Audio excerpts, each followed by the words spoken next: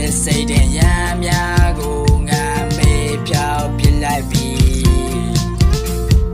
တဲ့တမချီရတဲ့မိန်းကလေးမင်းအရန်ကိုချစ်တဲ့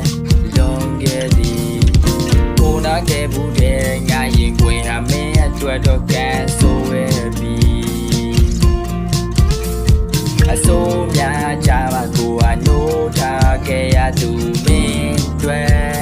အဖို့မထိုက်ခဲ့ဘူးဝေးဆုံးကိုပြေးထွက်သွားမိတဲ့ငါလုံရတရားမင်းအတွက်တော့လုံးဝမှားခဲ့ပြီးမှများအားလုံးကိုငါတိတ်မှထားခဲ့ပြီးဆိုပေမဲ့ရှေ့ဆက်သွားဖို့ကိုအားတော့မညီတို့ကိုလိုမျိုးပြောပြချင်တာပါလို့ဆိုပြီးဒီဆိုင်တောင်းတော့ပြီးပေါ်မှာဆိုမိရဲ့စာသားများငါစာရွက်ပေါ်မှာချကံရေးထားပြီးချင်းစာသားတွေကမင်းအတွက်တော့တိတ်ပဲမဲ့ရင်ပဲနေဒိတ်တာတွေကိုလည်းငါစောက်ယူမဆိုင်ငါစောက်ယူဆိုင်တာမင်းလေးပြန်ပြီးချစ်ဖို့ပဲကဲ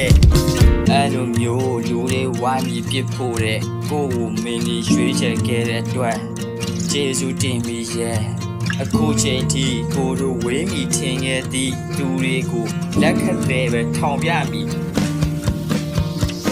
နေပန်းတွေမှာလွမ်းတဲ့စိတ်အပေါ်လို့ဆိုသွား